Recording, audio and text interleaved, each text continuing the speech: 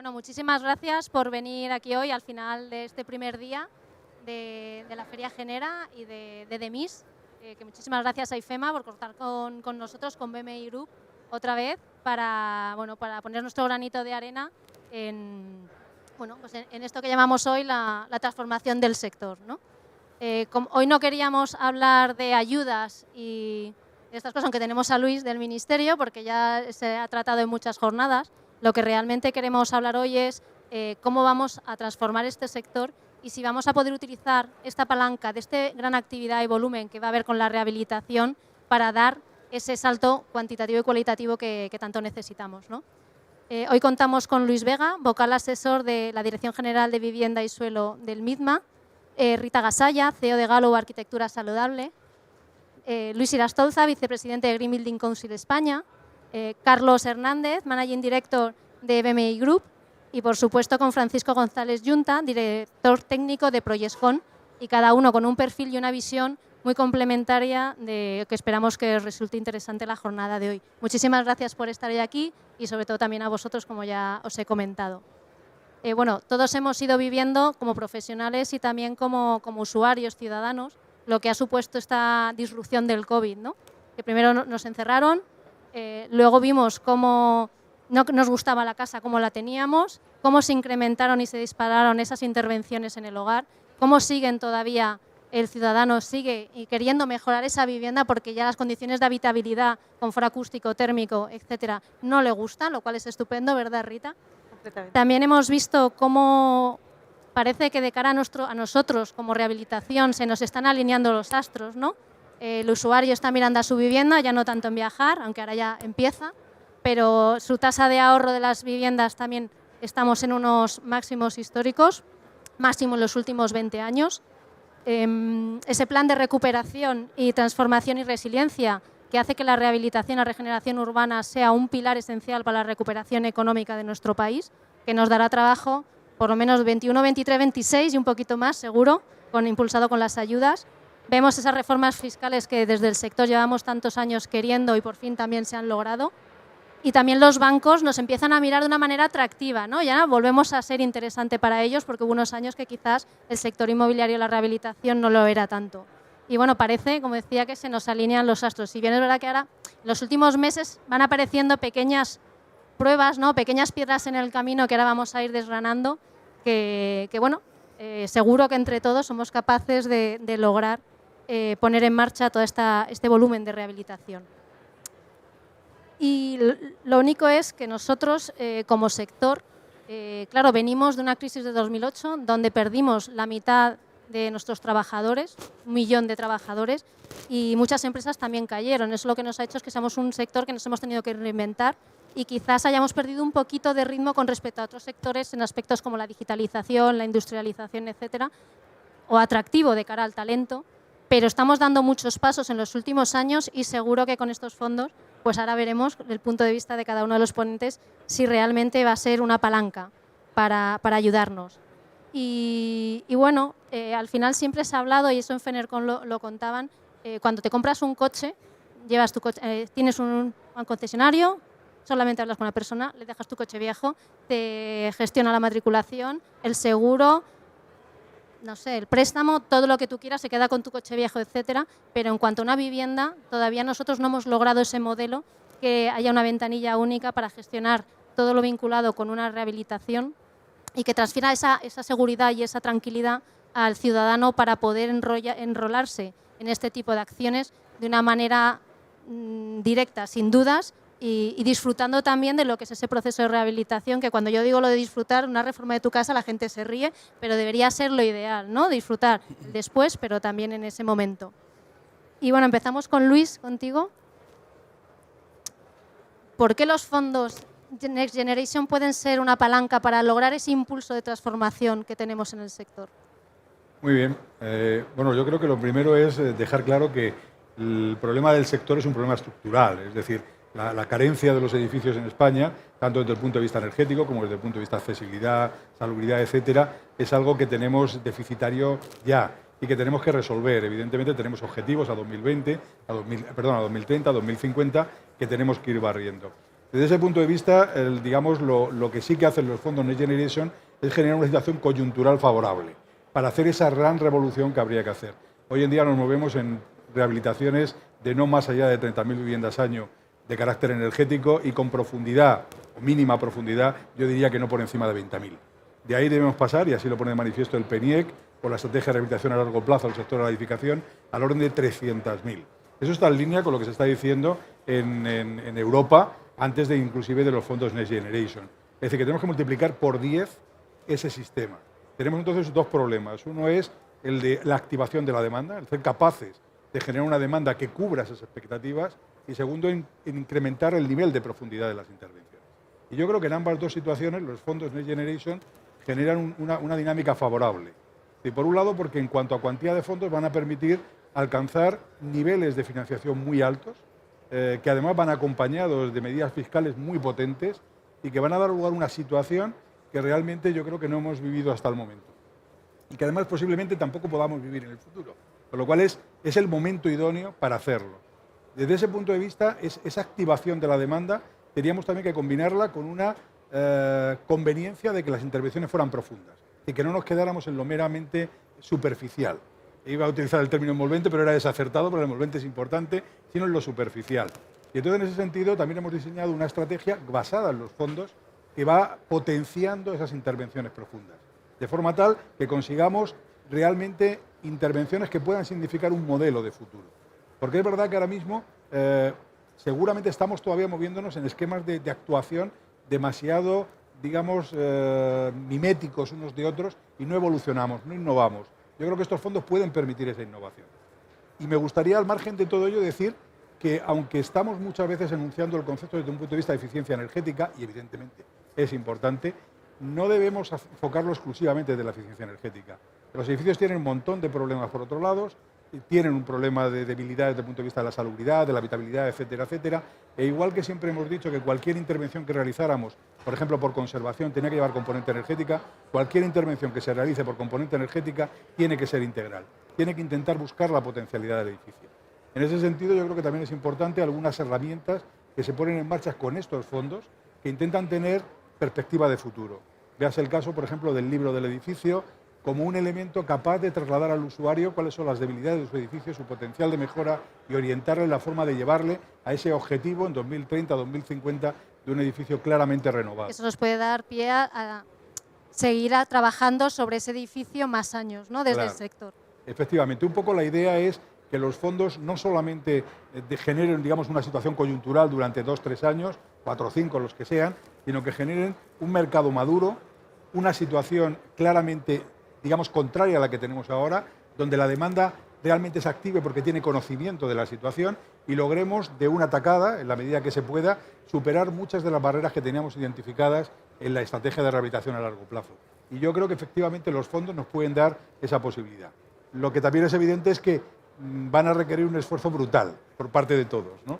Y en ese sentido es donde el Real Decreto y lo que van a poner encima de la mesa las comunidades autónomas a través de las correspondientes convocatorias va o tiene que implicar a todo el sector.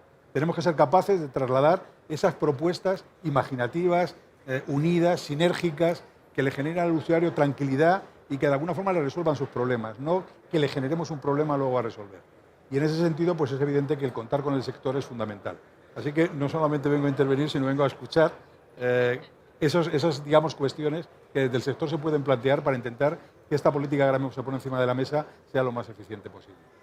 Sí, porque al final activar la demanda es lo que más nos cuesta, ¿no? Ese mensaje, ¿cuál va a ser el mensaje que realmente cale a ese usuario final para que se movilice? Una vez ya movilizado y empieza a disfrutar de esas mejoras, o el quiera el yo también lo quiero de mi vecino, o el ya estoy muy bien, pero voy a ir un poquito más y voy a mejorar un poquito más, eso es lo que va a hacer que la rueda continúe después de que terminen esas ayudas, que esperemos que nunca terminen, pero siempre... Hombre, se matizarán. Evidentemente las ayudas en el ámbito de la rehabilitación son necesarias, sobre todo porque además hay sectores muy vulnerables y donde los cuales, aunque quieran realizar esas mejoras, no tienen capacidad económica para ello.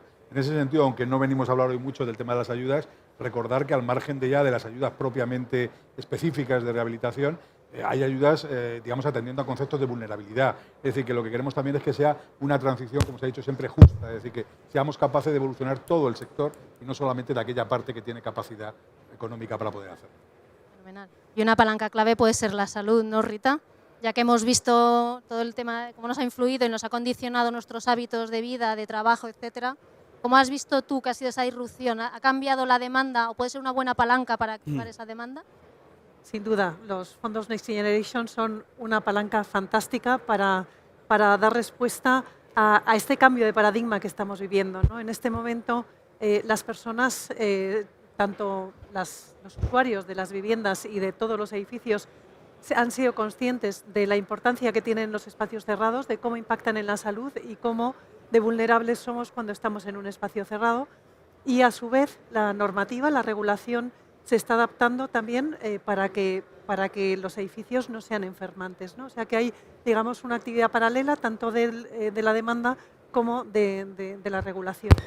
Y bueno, tenemos estándares de eficiencia energética y de sostenibilidad que son necesarios, son muy importantes, pero no son suficientes. Creemos que los edificios además deben ser saludables para las personas que los habitan y que esta parte, digamos, de la salubridad no se debe olvidar, ¿no? La arquitectura saludable es aquella que se centra en el bienestar de las personas, en que las personas promuevan su salud a través de los espacios que habitan, ¿no? Porque el entorno y el espacio tiene la capacidad de impactar en las personas y por eso es tan importante cuidar que los materiales no sean tóxicos, la calidad del aire, que ahora todos sabemos la importancia de la calidad del aire, pero no solo.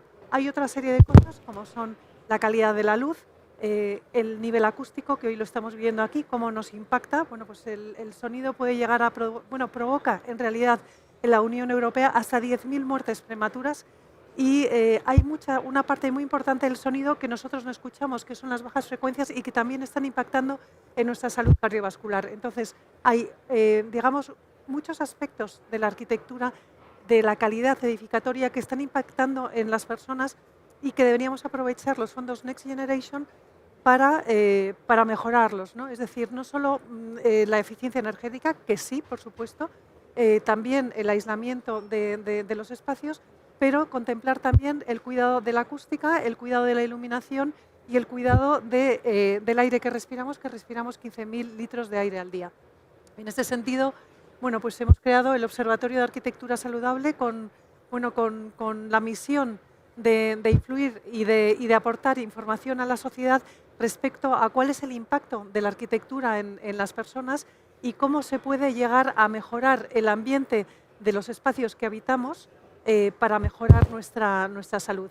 Tenemos mucho impacto en los edificios dedicados a oficinas, es en lo que estamos centrados en Gallup, porque realmente tiene un retorno clarísimo, ¿no? Las personas perciben el retorno porque las personas son más competitivas y tienen mayor rendimiento, pero sin embargo, en los espacios en los que nos pasamos el 65% de nuestra vida completa, que son nuestras viviendas, tenemos menos impacto y es muy importante impactar allí porque al fin y al cabo es el 65% de nuestra vida el que nos pasamos en nuestras viviendas, ¿no? Entonces ahí la salud o la falta de salud que nos pueda aportar un edificio es muy importante.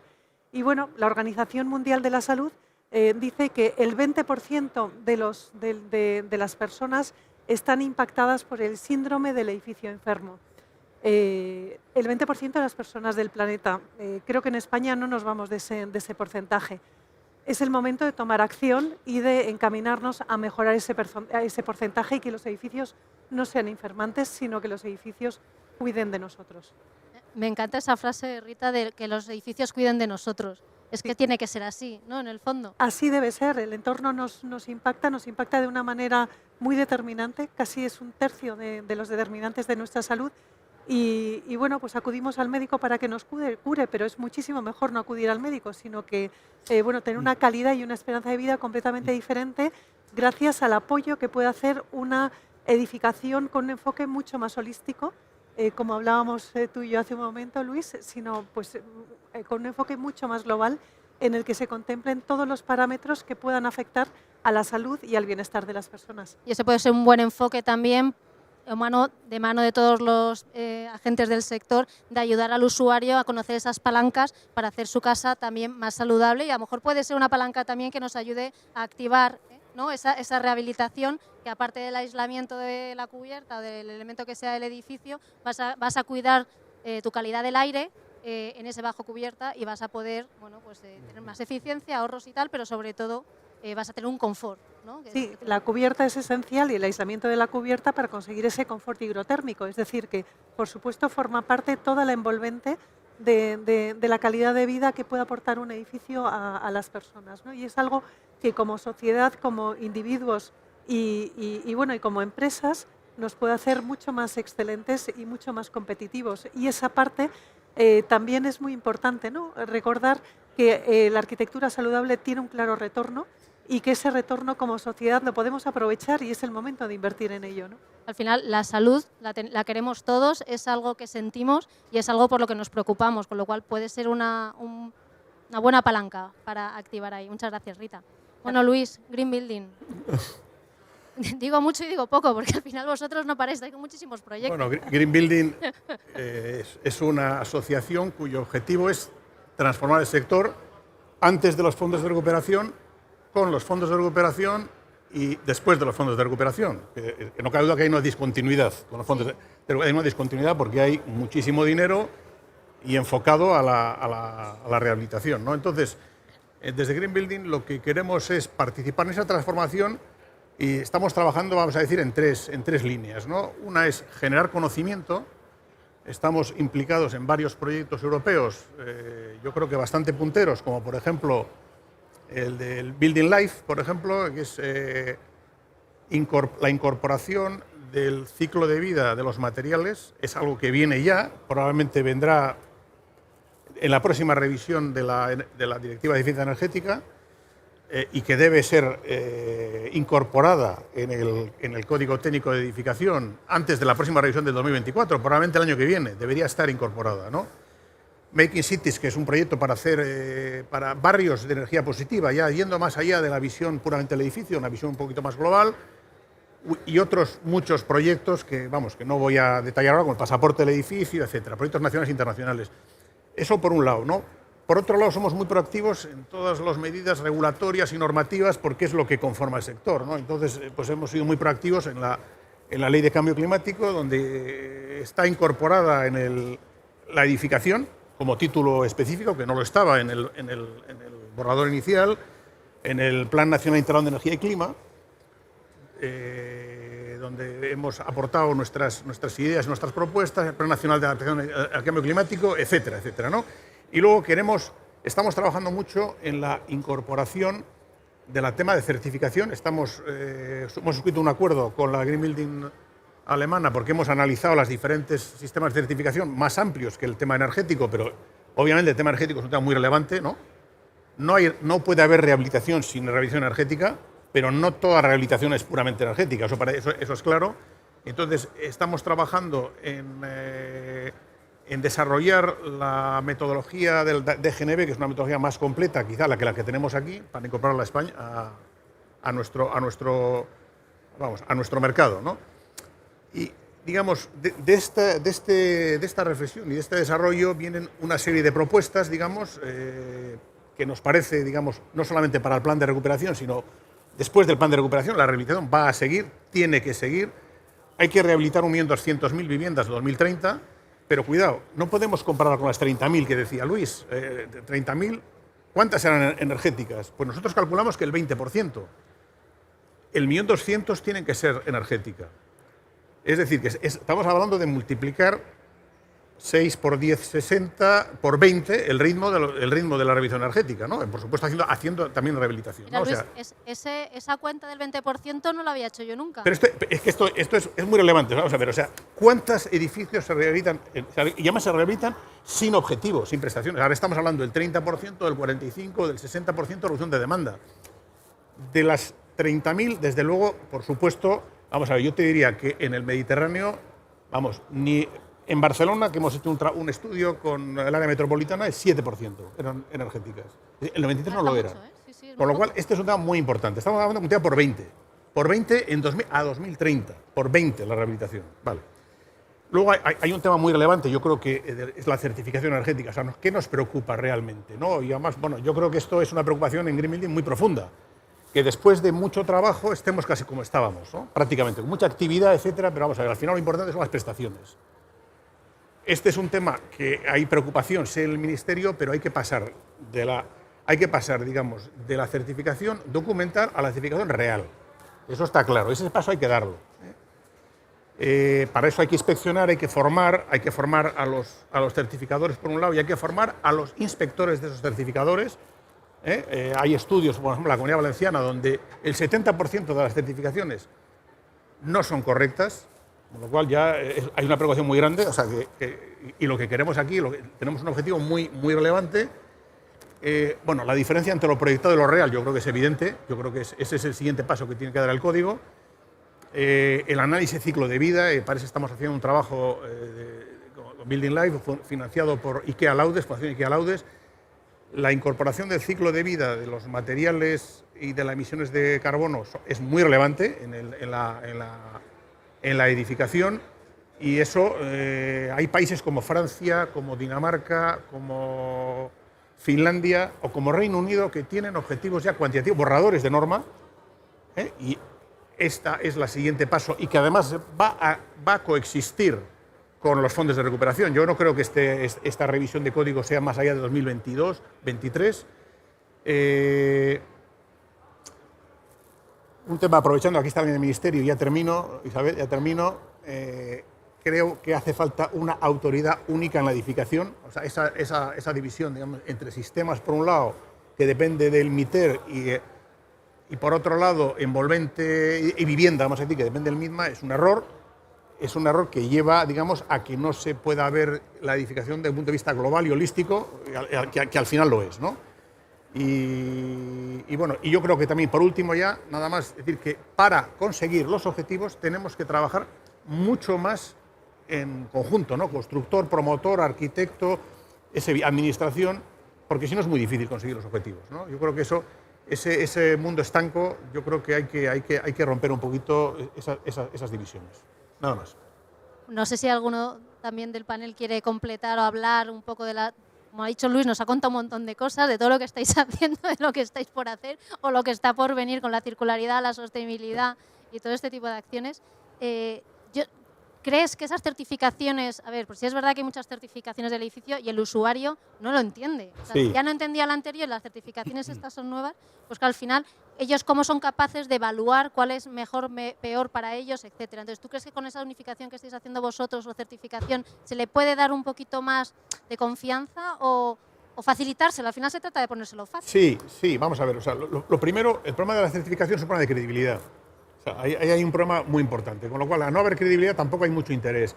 Entonces, hay dos certificaciones, ¿no? Las certificaciones globales, LEED, BREEAM, Verde, DGNB, vamos a decir, como más importantes, 90% del mercado, 95%, y la certificación energética. Yo creo que al final la calificación, digamos, del oro, plata, platino es lo que intenta simplificar. Lo que hay un problema claro de credibilidad en las certificaciones. Hay un problema de credibilidad. El problema de credibilidad, vamos a ver, la certificación energética viene de que muchas certificaciones se hacen por personas y se inspeccionan por personas que no tienen la suficiente cualificación. Entonces, nosotros solicitamos que haya como una especie de examen de aptitud y formación. Aptitud y formación, para que la certificación tenga valor real y objetivo, ¿no? Que no lo tiene hoy en día, que no lo tiene. Esto es un poco de vista. Acabas de poner sobre la mesa un tema bastante interesante, que lo dejamos para otra jornada. Lo dejamos para otra jornada. Ok, no hace falta solucionar todo, simplemente enunciarlo. Pero bueno, frente a no tener certificaciones siempre es mejor, un pasito hacia adelante, empezar a tenerlas y trabajarlas. Bueno, pero hay un problema de credibilidad y ese problema es muy serio. Es muy serio. De hecho, vamos, digo porque acabamos de alegar ahora para la figura del certificador y hemos solicitado un examen de aptitud, o sea, a la inglesa, porque es que no hay otra manera. No se lo habrá solicitado a Luis, ¿no? A Luis se lo decimos ahora. Vale. Bueno. Pues, gracias. Bueno, Carlos, voy contigo.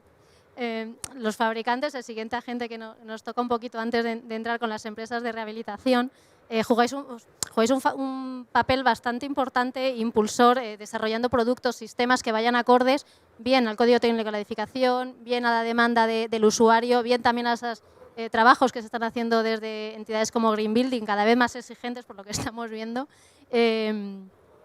Al final, vosotros, ¿qué acciones estáis haciendo dirigidas a cada sector en el caso de BMI? Y luego un tema que también en el sector preocupa mucho es cómo consideras que va a afectar esta situación energética actual y los costes de la materia prima de cara a 2022. Muy bien, bueno, pues primero efectivamente de todos los actores que ha mencionado Luis, pues también están los fabricantes. Fundamental. ¿No? Y bueno, por lo menos nosotros lo que pensamos es que actualmente pensamos que jugamos un papel o debemos jugar un papel fundamental, ¿no? en la transformación del sector. Estamos en un momento único en la historia, ¿no? Tanto a nivel de transformación por el tema que ha comentado Luis, ¿no? y el impulso que se le quiere dar desde todos los ángulos, ¿no? a la rehabilitación, pero también estamos en un momento único de transformación de la forma en la que construimos los edificios, en la forma en la que rehabilitamos edificios, donde también los fabricantes, no solo, también los técnicos, todos estamos alineados en transformar en esos ejes, ¿no? Como es la sostenibilidad, como es la industrialización. Y aquí es donde, desde por lo menos nosotros BMI y también creo que en general los fabricantes tenemos mucho que decir. Lo que pretendemos es ofrecer soluciones, ¿no? Sistemas completos que permitan dar respuesta a esas necesidades, como digo, pues de soluciones más sostenibles, que tengan una eficiencia energética, que permitan reducir esa demanda energética, que permitan asegurar que lo que los técnicos diseñan luego se lleva a la práctica, y para eso pues esos sistemas tienen que ser lo más sencillos, simples de ejecutar posibles. Y ahí tenemos mucho que decir, y por supuesto con sistemas que permitan que podamos obtener esas certificaciones que de alguna forma pues den tranquilidad tanto para esos particulares como para esos técnicos, etcétera, para todos los agentes de la cadena de valor, ¿no? Eso nos parece un aspecto fundamental y en el que por lo menos nosotros, que somos especialistas en lo que es sistemas de cubierta, pues estamos trabajando muy intensamente ya desde hace unos cuantos años, ¿no? Luego otro eje en el que creo que pensamos que es fundamental es el tema de los instaladores, ¿no? Que es otra pata que también está en la cadena de valor, fundamental, ¿no? Porque también cuando se diseña un sistema, los técnicos diseñan pues una actuación de rehabilitación, bien sea incluso en rehabilitación es aún más complejo habitualmente, ¿no? Es fundamental esa mano de obra, ¿no? Y para eso nosotros, por lo menos, lo que estamos haciendo, también otra gente evidentemente, es pues trabajar en formación, certificar a esos instaladores, ayudarles, crear a través de acciones de formación, asegurarnos que esa ejecución sea la que tiene que ser, que no haya errores de puentes térmicos, que no haya problemas en la ejecución. Incluso pues dar garantías inspeccionando, revisando que eso se ejecute adecuadamente. Hablamos de las calificaciones energéticas, que luego tienen que revisarse, ¿no? Pero para eso tenemos que formar a esos señores que tienen que ejecutar esos sistemas, que a ser posible tienen que ayudar a que tienen que ser más eficientes para reducir el tiempo de ejecución, ¿no? A ser posible que sean preindustrializados. Ese es el segundo eje, que me parece relevante, y el tercero, que es el de transformación en el que hablábamos, ¿no? Antes, creo que tenemos que hacer que el sector, desde todos los ángulos, sea más atractivo, ¿no? Porque ahora mismo todavía no lo es, y estamos en un momento único precisamente de transformación para ponerle glamour, para hacerlo atractivo, en base a pues esas ayudas, esa inversión que va a venir, ¿no? Y que viene y que está ahí, pero también con esos conceptos de sostenibilidad, de digitalización, de industrialización. Y luego otro aspecto que quiero añadir aquí, que es que a través de ser más atractivo tenemos que atraer más jóvenes y más mujeres a nuestro sector, ¿no? Nosotros desde BMI hemos estado liderando también una iniciativa como es Cimientos de Igualdad, conjuntamente con otros actores del sector que ya han suscrito pues, a través del manifiesto más de 100 entidades, fabricantes, asociaciones de todo tipo, para fomentar, pues para atraer más mujeres, porque creemos que también tenemos que innovar dentro del sector y para eso no estamos perdiendo pues una gran capacidad de innovación a través de más talento femenino, ¿no? Y ahora voy a pasar a la segunda pregunta, que es la fácil. Esta interesa mucho. La del tema de los costes de los materiales. No, pues no es la fácil, no. Realmente estamos ahora mismo, como bueno, todos somos conscientes, los que estamos en nuestro sector, ¿no? En una crisis de materias primas y de energía, ¿no? Fundamentalmente que viene dada por un desajuste entre la oferta y la demanda, ¿no? Que se ha producido pues, a raíz de la vuelta, digamos, de las operaciones tras el parón, que se paró el mundo entero, y donde pues, todas las cadenas de suministro en todas las fases, ¿no? Porque al final es una materia prima que a veces es la materia prima de que se utiliza para ese componente que utilizamos para fabricar lo que sea, ¿no? Un aislamiento, una teja, lo que sea. Todo eso, pues el tema del gas es clarísimo, o la electricidad, tal, pues realmente se ha producido ese desajuste que entiendo que con el tiempo se irá regulando, ciertamente, pero evidentemente ahora mismo tenemos una situación que bueno, pues todos estamos sufriendo en nuestras casas con la electricidad y nosotros los fabricantes, pues quizás más que nadie, porque estamos en medio y realmente pues no queda más remedio que efectivamente pues trasladar repercutir esa subida de los costes al coste total, ¿no? Entendemos que esto es una situación coyuntural y que bueno, pues cuando se normalice esto, que sí que puede tardar un tiempo, porque no es un tema de 2 meses ni de 3 meses, sino que va a tardar un tiempo hasta que se No, es un tema mundial y que afecta no a nuestro sector, afecta a todo, ¿no? Decimos que van a faltar juguetes, que va a faltar no sé qué. O sea, estamos hablando de problemas en muchos casos que afectan a muchísimos sectores, también al nuestro, y bueno, pues evidentemente tenemos que ver cómo podemos ayudar de alguna forma para que esto de alguna forma no afecte al objetivo común que tenemos de transformar el sector y que se ejecute muchísima más rehabilitación que la que teníamos gracias a la ayuda de los fondos, ¿no? Bueno, serán piedras en el camino, pero entre todos seguros que si ya hemos pasado tantos años intentando impulsar la rehabilitación y viene ya, esto no nos va a parar, ¿no, Luis? No creo. Bueno, Francisco, ya hemos hablado de todos, pero todos están diciendo que la ejecución y vosotros sois el agente más importante para que realmente eso que nos ha demandado el usuario, eso que se ha proyectado y esos sistemas que se han definido lleguen al término y a dar las prestaciones que se querían, ¿no?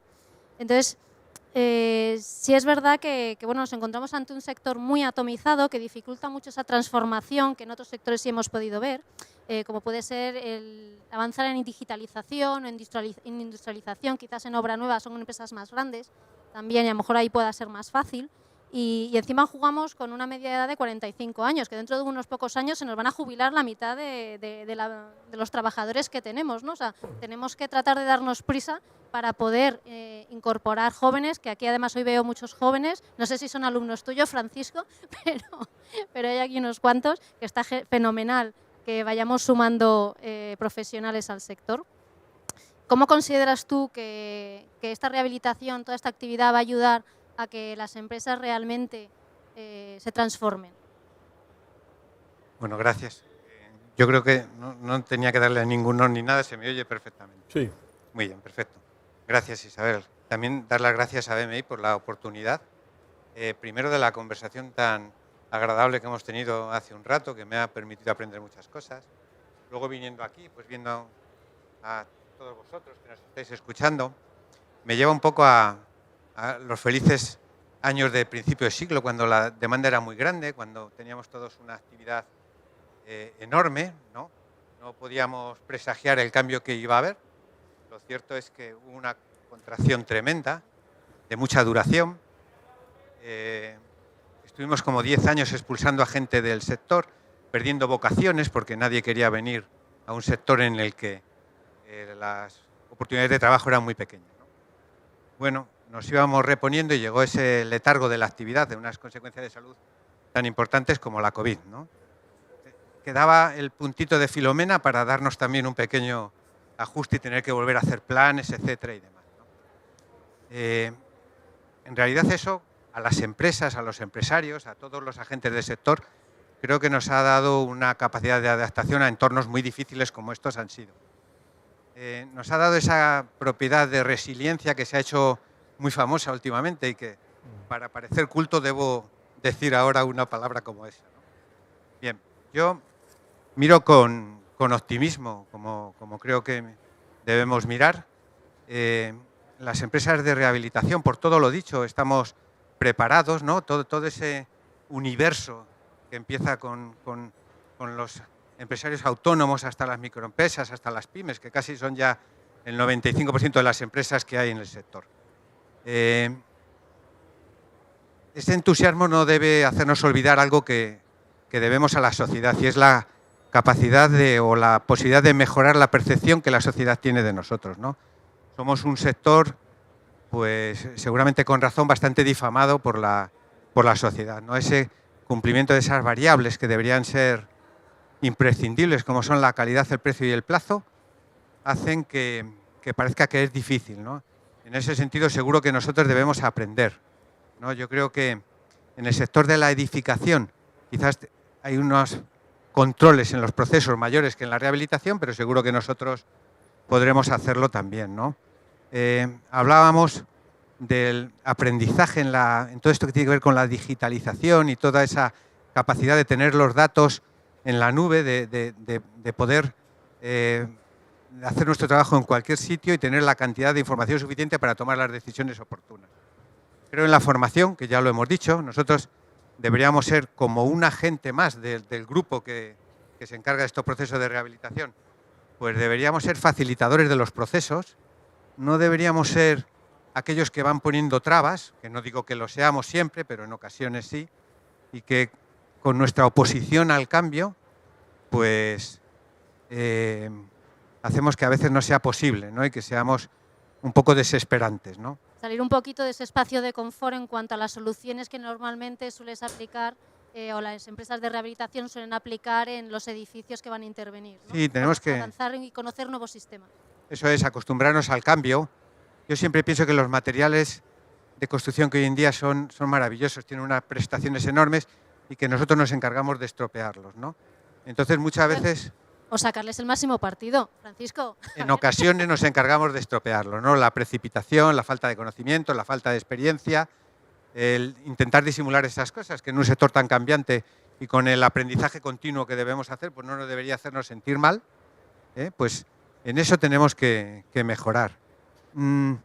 Los nubarrones que hemos mencionado, el incremento de precios, que es un problema, la escasez de mano de obra, pues quizás, como ya ha pasado en otros tiempos, si la actividad sigue aumentando, los salarios necesariamente tendrán que aumentar y muchas personas de dentro del país, de otros sectores con menores sueldos o incluso de fuera, pues vendrán a ayudarnos a este proceso, ¿no? Yo quiero ser optimista, ya estoy aburrido de no serlo durante mucho tiempo y esperanzado, y estoy encantado de todo lo que he oído y deseando ponerme manos a la obra ya, ¿eh?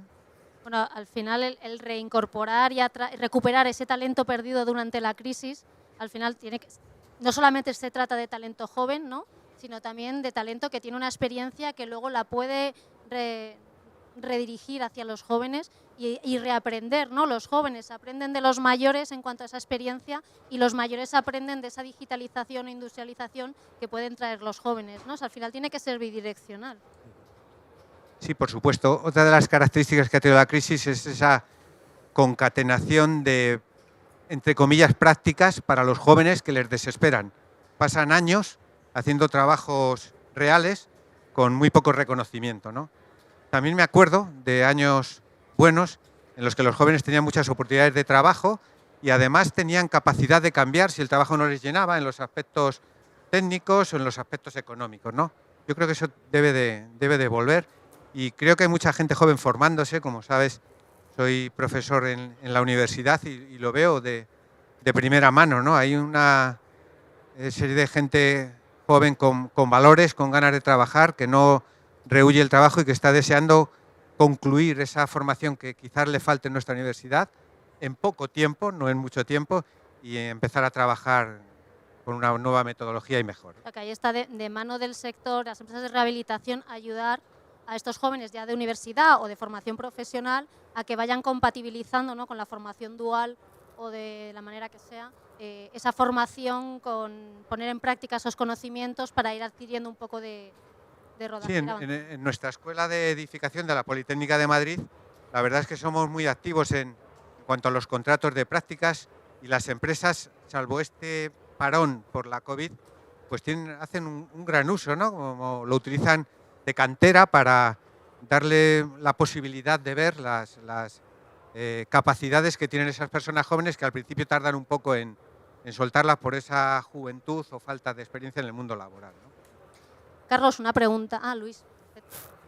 Voy a aprovechar para hacer 2 preguntas a los ponentes que comparten. Me encanta.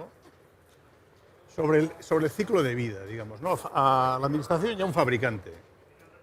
Vamos a ver, hasta ahora solo hemos venido hablando de la energía de uso y operación. Sin embargo, la energía embebida, las emisiones embebidas, esa visión más holística del ciclo de vida que viene ya, entendemos que es muy relevante. Entonces yo preguntaría, digamos, a Luis, vamos, para mí el máximo experto en el código técnico, sin duda, que tenemos en este país, digamos, ¿cómo ve este proceso en el tiempo, digamos, porque el proceso es inexorable, digamos, ¿cómo ve en el tiempo, ¿no?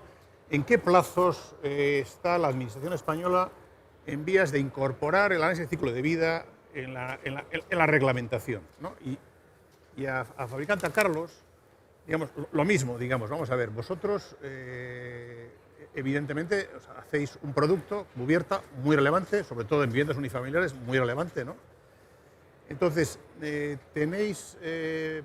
¿habéis analizado, digamos, ciclos de vida de materiales, etcétera, para minimizar la huella de carbono? Porque es tan relevante como el tema de la energía de uso y además viene para quedarse, ¿no? Y es evidente que los fabricantes son pieza clave en este proceso, ¿no? O sea, sin duda, vamos. Y empezamos por fabricantes de hormigón, de acero, etcétera, ¿no? Ok. Pues vamos a ver. Yo antes de responder a esa pregunta, sí que querría un poco, al hilo de la intervención que hizo antes Luis, ser un poco, digamos, menos negativo en cuanto a las intervenciones que se están haciendo ahora. Es verdad que se están haciendo muy pocas de perfil energético, pero creo que realmente es porque no se lo plantean. Sí. Es decir, yo estoy convencido que esas 30.000 intervenciones podrían ser mucho más profundas energéticamente a poquito que hubiera una reflexión detrás. Y además tendrían que contemplar todos los aspectos de salubridad y de comportamiento lógico del edificio. No, oye, Luis, y lo van a hacer con los fondos. Y lo van a hacer. Con los fondos lo van a hacer, sin duda. Quiero decir que realmente no es un problema de que tengamos que pasar a un estándar como muy alejado. No, es que simplemente es que no estamos haciendo bien las cosas. Y yo creo que lo que tenemos que reivindicar es hagamos bien las cosas. Y seguramente gran parte de lo que tenemos que hacer saldrá casi de forma natural. Un poco ese mensaje, ¿no? Y en cuanto a lo segundo, yo creo que es absolutamente necesario que demos un paso rápido y ya. Sí. Se han ido dando pasos recuerda cuando el código técnico en origen hablaba solamente de demanda, el consumo no existía. Sí, luego llegamos al consumo, ahora tenemos que llegar, pues evidentemente, a dar una capa superior que es la sostenibilidad, incluyendo temas de ciclo de vida y otros tipos de temas, circularidad, etcétera, etcétera, que realmente nos pongan en la situación de futuro. ¿Cuál es el problema que siempre existe? Yo tenía un amigo que decía, a mí me encantaría escribir guías, porque en el BOE el problema es que escribir es muy duro. Es decir, cualquier error en el BOE se paga caro. Entonces tienes que tener un sistema muy perfectamente definido para poner una exigencia reglamentaria. Porque una exigencia reglamentaria con un sistema mal definido, lo que te genera es un montón de problemas, de indefiniciones brutales y de una paralización en parte del sector. Entonces yo creo, y de hecho estamos trabajando, tú lo sabes bien, con GDC, en intentar identificar esas bases de datos que deben darle cobertura al sistema para poder poner exigencias reglamentarias en términos de ciclo de vida que nos permitan darle consistencia al sistema. Es decir, yo creo que es más eso que otra cosa. Es decir, hay preparación ya, estamos en una situación en la que se podrían incorporar temas, pero tenemos que darle esa consolidación reglamentaria. Para eso muchas veces se ha utilizado otras herramientas que últimamente no utilizamos suficientemente, y es la experimentación a través de las políticas de ayuda. Es decir, introducir elementos que sin necesidad de ser reglamentarios valoren determinadas políticas y las fomenten. de forma tal que vas haciendo la prueba con tranquilidad. Y cuando llegas a tenerla consolidada, la incorporas en el marco reglamentario. Yo creo que eso también deberíamos recuperarlo, es decir, hacer un análisis o un desarrollo como por fases, ir primando determinados tipos de actuaciones que nos permitan probar determinadas cosas y una vez que están maduras, una vez que, digamos, el 60% del sector ya lo hace con naturalidad, elevas el nivel y obligas a que el 40% restante se incorpore de forma natural. Pero evidentemente es necesario. Pero lo ves, ¿Cuál es el lo plazo? ves en el tiempo, lo ves en el tiempo. Yo es que ahora mismo, como sabes, no tengo responsabilidad en esa materia. Por eso. Sí que te digo que creo que es inexorable. Los grandes pasos que se han dado últimamente en materia reglamentaria han venido derivados fundamentalmente de obligaciones europeas. Sí. Y va a haber obligaciones europeas. Con lo Hombre, cual, viene una claro, el mes pues, que viene, seguramente. la fuerza Ok, obliga. Digo, Fuerza obliga. Yo creo que, en cualquier caso, para España ha sido positivo el tener un marco europeo definido que nos ha obligado a tomar decisiones y creo que eso seguirá existiendo en el futuro. Con lo cual, yo preveo que en corto plazo. Pero no puedo decir más porque no... Hasta aquí puedo leer, ¿no? Hasta aquí. Muy bien. Carlos. Pues la verdad es que absolutamente. O sea, yo creo que sobre todo algunas empresas, algunos grupos, pues que sobre todo pues grupos multinacionales que estamos en toda Europa y que realmente estamos más preocupados, pues estamos definiendo pues nuestras estrategias de descarbonización, cuáles son esos planes, ¿no? para mejorar nuestra huella de carbono en toda la cadena. Hay que identificar la huella de carbono en todo su conjunto, del edificio en su conjunto, incluyendo el mantenimiento, incluyendo todo el conjunto, pero efectivamente nosotros por lo menos en BMI estamos pues trabajando intensamente, ya digo, no solo aquí en España, sino a nivel grupo, en identificar planes concretos con inversiones muy relevantes, porque evidentemente somos generadores en muchos casos, pues evidentemente de carbono, porque se utiliza para evidentemente los combustibles para fabricar nuestros productos, pero no solo para fabricar, luego viene el antes y el después, ¿no? Entonces, eso es lo que nosotros pues tenemos planes concretos que estamos pues poniendo en marcha en los próximos años. Yo creo que la mayoría de las empresas multinacionales que estamos presentes pues en nuestro mundo. Y le paso la bola a la directora de sostenibilidad de BMI, que es Isabel, que seguro que te puede contestar algo más. Bueno, esto al final es que esto ya es muy extenso lo que No. vayamos a hacer y todo lo que quiere Luis. Pero sí es verdad que las instituciones se están empujando por la sostenibilidad. Gracias a vosotros que estáis marcando muchas veces el camino con todo el trabajo que estáis haciendo desde Green Building Council, donde además nosotros estamos vinculados.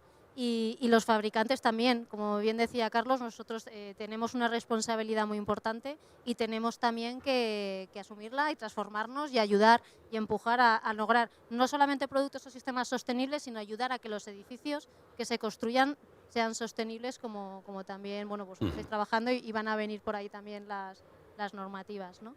Pero bueno, ya como estamos ya en hora y Luis tiene otro que irse corriendo, aunque luego ahora hagamos una ronda de preguntas, si queréis, sí que quería cerrar con una frase un poquito inspiradora de cada uno de los agentes que vosotros estáis representando hoy en la mesa, qué podemos hacer, ¿no? Para que realmente toda esta actividad que va a venir genere, ¿no? y promueva esa transformación del sector para que estemos bueno, pues, preparados para afrontarlo y sobre todo que salgamos fortalecidos de toda esta actividad, ¿no? Pues yo diría que trabajar juntos, ¿no? Es decir, se han puesto fondos, gracias a los fondos europeos, se han articulado políticas muy ambiciosas cubriendo todos los aspectos y ahora lo que falta es que realmente seamos capaces de leer bien esas posibilidades, que son muchas, y que seamos capaces de trasladar no la inquietud, sino esas posibilidades al usuario para que haga suyo este mensaje y demos ese salto, que es un salto cualitativo, que nos hace falta y que luego ya será imparable. Es decir, generará inercia y yo creo que eso es de futuro. Seguro, eso esperamos. Seguro. Muy bien, Rita, desde la salud. Desde la salud, desde el punto de vista de un arquitecto, ¿no? Bueno, pues estos fondos son una grandísima oportunidad para hacer las cosas de otra manera, de una manera mucho más comprometida y mucho más amplia y holística, que es no solamente buscando el bien del planeta, que hay que buscarlo, y el bien en lo que se refiere al consumo, sino también que los espacios preserven la salud física y la salud mental de las personas, que es lo que trata la neuroarquitectura, ¿no?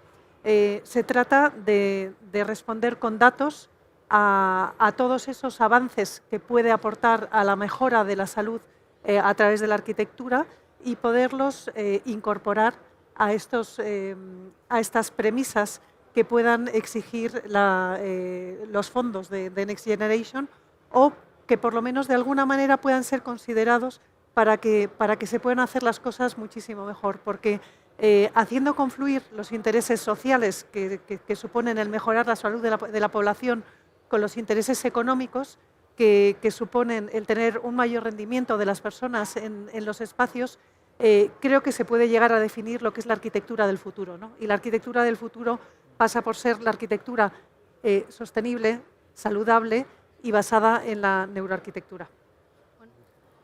Que yo quería apuntillar que sostenibilidad siempre ha tenido la componente social, económica y medioambiental. Sí. Completamente. Es decir, que realmente lo que tenemos que reivindicar es que intentemos sostenibilidad con ese concepto amplio que tiene que barrer. Con un concepto más amplio, que no dejemos de lado.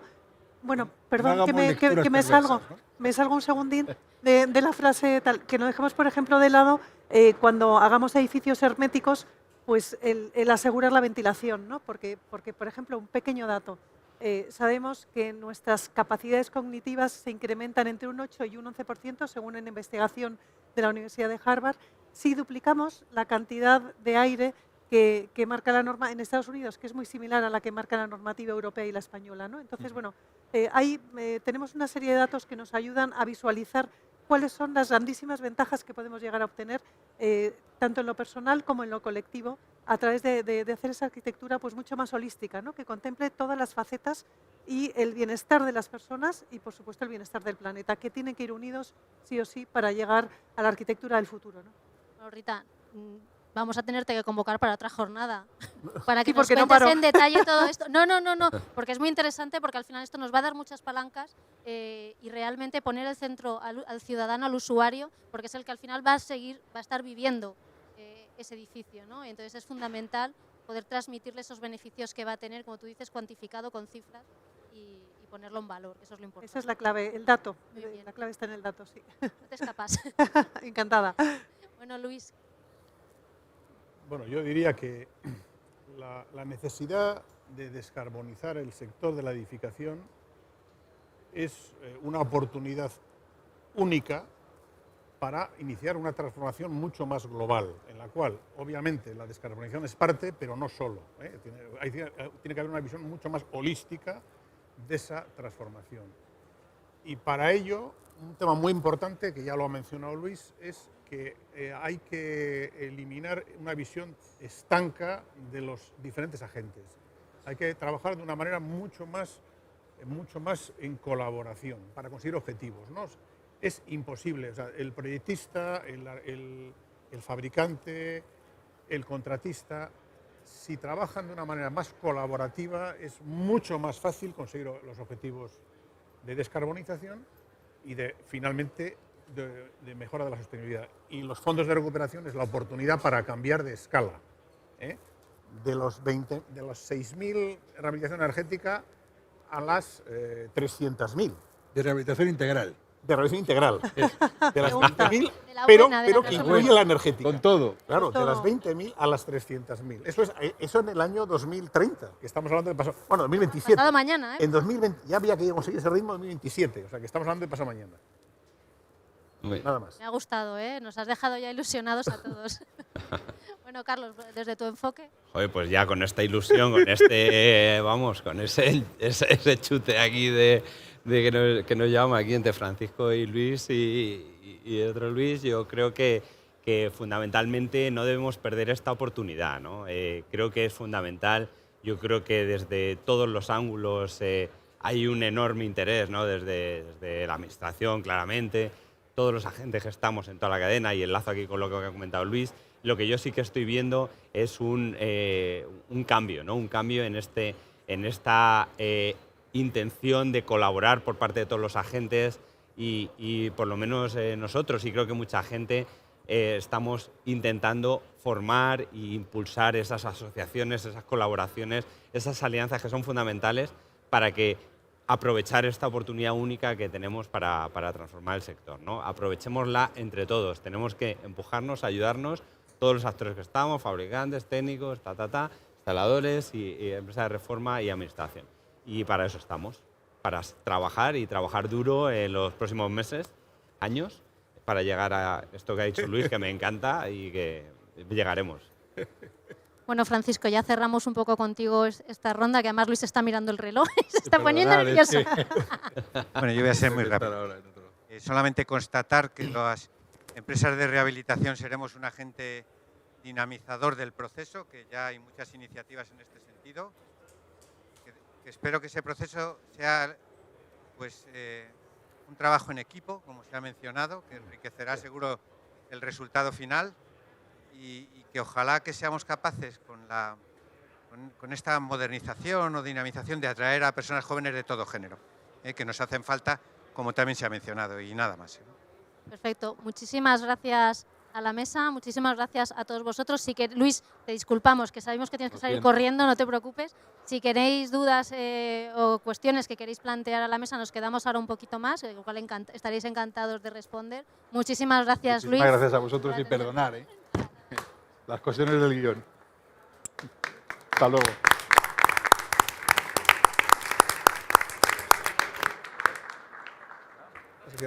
No sé si alguien se lanza, no sé si... ¿Hay otro micro al final o no? Sí, ese, y yo, Francisco, si no, cuando te pregunten. ¿O te vienes aquí conmigo, por favor? ¿O grito? ¿O gritas? Bueno, tienes una buena voz, nada, se te oye estupendo. Fenomenal.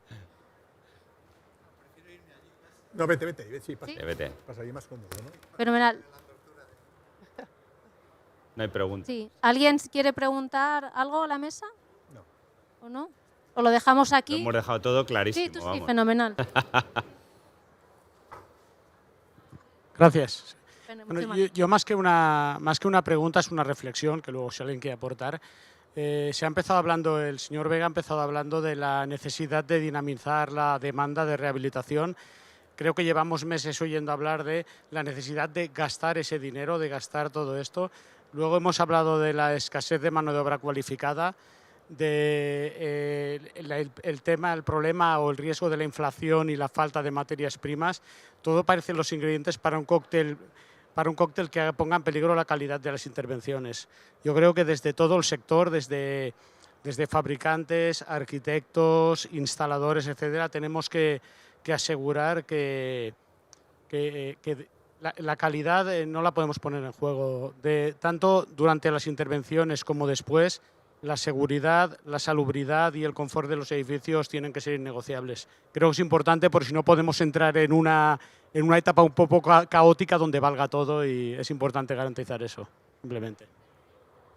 Nada, vamos, yo por mi parte totalmente de 100%. acuerdo, no puedo estar más de acuerdo, creo que lo he mencionado antes, ¿no? Y que la calidad es fundamental y tanto de los materiales, evidentemente, como de la ejecución, y es algo fundamental y que tenemos que cuidar, pues eso, facilitando el trabajo tanto a los técnicos como a los instaladores, como tal, facilitando soluciones y tal, y no poner en riesgo, digamos, el resultado final, ¿no?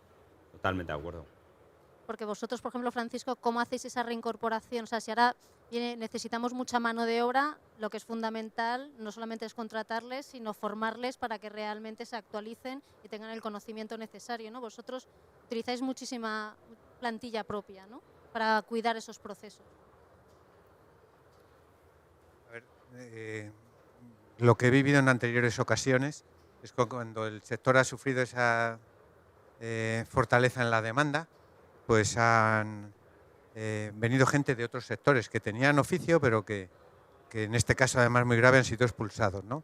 Nosotros, en nuestro caso, también tenemos un sistema de formación en el que personas jóvenes, que sí es verdad que no hay en abundancia, pero también es cierto que los hay, pues se forman con otra gente experta durante un periodo de tiempo. Tenemos que tener paciencia, no siempre funciona, pero en muchas ocasiones sí. Y nosotros, a lo largo de varias décadas, pues hemos conseguido así formar a verdaderos expertos en muchos de los sistemas. Si se precisara una abundancia rápida de mano de obra, que puede ser, pues en otras ocasiones se ha resuelto con la emigración. Cuando en el país no ha habido lo suficiente y las oportunidades eran importantes, ha venido gente de otros países que si bien quizás no tenían una formación específica en ese sistema concreto, sí tenían una formación general en el trabajo, con nociones de albañilería que eran más fácilmente reconvertibles que no personas que parten de cero en España, ¿no? Confío en estas circunstancias. Muchísimas gracias. ¿Alguien más quiere? Sí, Álvaro, gracias. Bueno, buenas tardes. Para el que no me conozca, soy el secretario general de la Asociación de Instaladores de Aislamiento en este caso. Y bueno, también era un poco una reflexión. Quiero agradecer a Carlos, que ha sido el primero y con el que ha empleado más vehemencia en poner en valor la figura del instalador.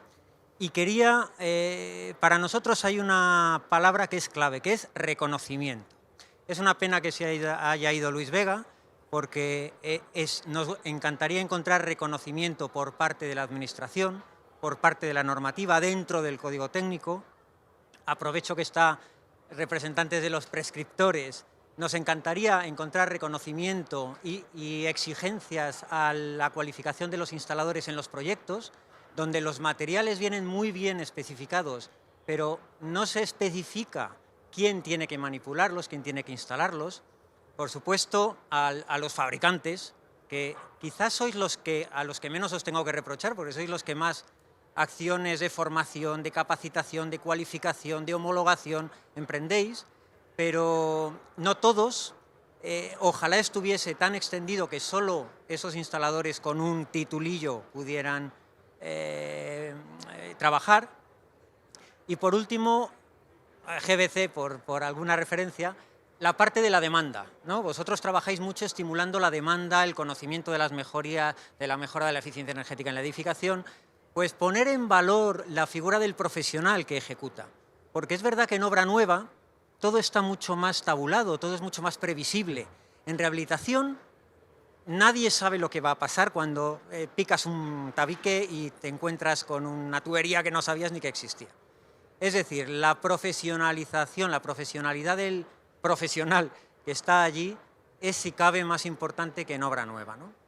Entonces, bueno, pues os agradezco a todos la oportunidad, el planteamiento, especialmente a Carlos, y simplemente pues quería aprovechar para tratar de estimular el reconocimiento profesional del instalador. Gracias. Gracias. Bueno, No, yo me quiero sumar a tus palabras, quizás no hemos incidido mucho en ese tema. Yo siempre digo que no hay barreras de entrada en este sector ni en todos los subsectores. Pienso que prácticamente una persona con un teléfono móvil, que es un requisito pequeño hoy en día, puede contratar obra y ejecutarla en las condiciones que sean, y sí que echo de menos esa exigencia en lo profesional, ¿no? También me llama la atención que en los contratos del sector público las exigencias para las empresas sean un poco más altas, mientras que muchas veces en el sector privado pues es inexistente, ¿no? Y casi todo se resuelve a precio y bueno, todo tiene un valor, ¿no? No puede ser infinitamente más bajo. Entonces sí que me sumo y sí que, así como en algunas instalaciones, etcétera, quizás por la peligrosidad en su manipulación o por los daños que se puedan causar, hay un carnet profesional, pues a mí me gustaría que eso se extendiera y que fuera solicitado, porque de nada sirve cuando tenemos, por ejemplo, el REA, que ni siquiera se pide en la mayor parte de las ocasiones y que es un pequeño indicador de calidad para las empresas, ¿no? O sea que te agradezco que lo hayas dicho, porque yo creo que no había hecho mención y me sumo a tus palabras.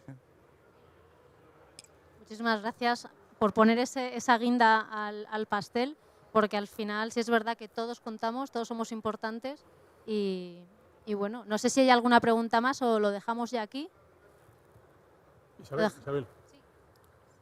Sobre este tema, vamos a ver. Yo he trabajado muchos años en el offshore, ¿no? Donde la capacitación no es simplemente, digamos, la experiencia, sino hay exámenes, hay exámenes, por ejemplo, para soldar una tubería que va a un reactor nuclear, etcétera, requiere una cualificación 6G, etcétera, y unos exámenes que duran un tiempo de aptitud, un tiempo. Entonces, hombre, el reconocimiento solo puede venir por exámenes de aptitud en determinados temas. A lo mejor en el tema de instalaciones lo veo más claro, ¿no? En el tema de instalaciones de terciario, por ejemplo, yo creo que ahí sí que habría que hacer, en algunos aspectos de una instalación muy compleja de 1000 kilovatios, pues no la puede montar cualquiera ni puede hacer las soldadoras cualquiera. Y entonces eso en la edificación yo sí lo echo de menos, pero que el reconocimiento no puede venir porque alguien te diga qué bueno eres, sino que tiene que venir por exámenes objetivos de capacitación real en determinados aspectos. Yo no diría que todo, pero sí algunas especialidades.